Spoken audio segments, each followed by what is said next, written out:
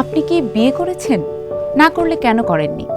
এই প্রশ্নটা প্রায় নিশ্চয়ই শোনেন, কিন্তু আজকের এশিয়ায় এই প্রশ্নের উত্তরটাই বদলে দিচ্ছে ইতিহাসের গতিপথ।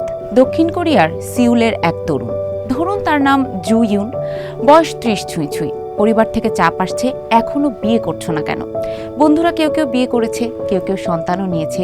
জি ইউন বিয়ে করতে চান না তা কিন্তু নয়, কিন্তু বিয়ের কথা ভাবলেই একটা অদ্ভুত ভয় চেপে বসে তার ঘাড়ে। এই গল্প একা জি ইউনের নয়, এশিয়ার বহু শহর যেমন টোকিও, সাংহাই, সিউলে তরুণদের মধ্যে বিয়ে নিয়ে চলছে নানা দ্বিধাদ্বন্দ্ব।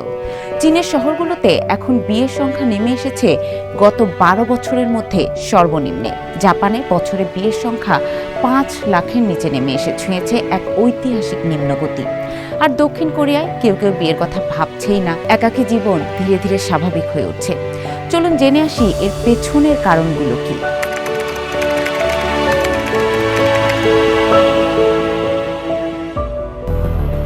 বেশি সার্ভিস ও ফিচারে লেনদেনের সব বিকাশ অ্যাপে সম্ভব। একটা সময় ছিল যখন বিয়ে মানেই ছিল অর্থনৈতিক, সামাজিক এবং মানসিক নিরাপত্তা। এখন সমীকরণটা বদলে গেছে। এখন বিয়ে করার আগে মানুষকে ভাবতে হয়, আমি কি দায়িত্ব নিতে পারবো? জাপান কিংবা কোরিয়ার অনেক তরুণী একটি মাঝারি কোম্পানিতে চাকরি করে জীবিকা নির্বাহ করছে। সেখানে বেশিরভাগ চাকরিগুলো স্থায়ী নয়, বেতনও অনিশ্চিত। তাদের কাছে বিয়ে মানে শুধু সম্পর্ক নয়, একটি আর্থিক দায় যা তিনি বহন করতে প্রস্তুত নন। সিউলে বাড়ির দাম আকাশ ছোঁয়া, চীনে সন্তানের শিক্ষার খরচ অসহনীয়, জাপানে অনিশ্চিত কর্মসংস্থান। সব মিলিয়ে বিয়ে এখন হয়ে উঠেছে একটি বোঝা। ভালোবাসা তাই আজ সেখানকার অনেকের কাছে এক ধরনের বিলাসিতা।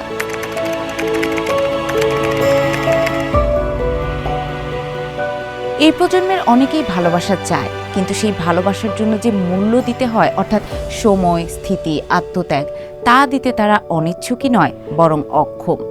একদিকে দীর্ঘ কর্মঘণ্টা, অন্যদিকে ব্যক্তিগত জীবনের ক্রমশ সংকুচিত হয়ে আসা পরিসর, অফিসের পর ক্লান্ত শরীর, মাথায় অসমাপ্ত কাজের চাপ।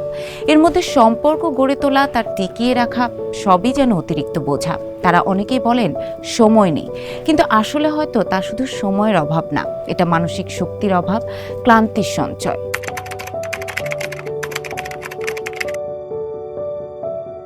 এই পরিবর্তনের ভেতরে আরেকটি নীরব টানাপোড়েন কাজ করছে। নারীরা এখন আগের চেয়ে অনেক বেশি শিক্ষিত, স্বনির্ভর এবং আত্মসচেতন। তারা নিজেদের জীবন নিয়ে সিদ্ধান্ত নিতে চান, কিন্তু সমাজের প্রত্যাশা কি বদলেছে? অনেক ক্ষেত্রে না। বিয়ের পরও নারীদের ওপরে পড়ে পরিবার, সন্তান, গৃহস্থলীর প্রধান দায়। ক্যারিয়ারের সঙ্গে এই ভারসাম্য রক্ষা করা কঠিন, ফলে অনেক নারী বিয়েকে এড়িয়ে যাচ্ছেন। অন্যদিকে পুরুষের ওপর এখনো অর্থনৈতিক ভিত্তি হওয়ার চাপ, কিন্তু বাস্তবতা হলো অনেকেই সেই প্রত্যাশা পূরণ করতে পারছেন না। এই অমিলই তৈরি করছে এক অদৃশ্য দূরত্ব, যেখানে দুই পক্ষই ধীরে ধীরে সরে যাচ্ছে।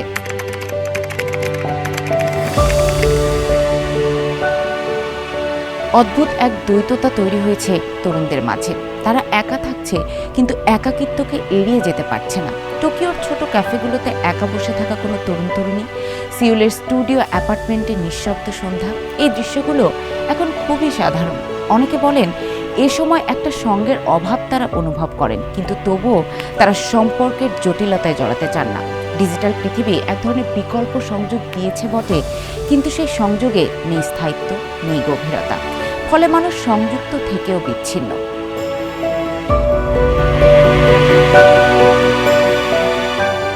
এশিয়ার সমাজে বিয়ে শুধু ব্যক্তিগত সিদ্ধান্ত ছিল না, এটি ছিল সামাজিক কাঠামোর কেন্দ্রবিন্দু। পরিবার, বংশ, ঐতিহ্য সবকিছু এর সঙ্গে জড়িত।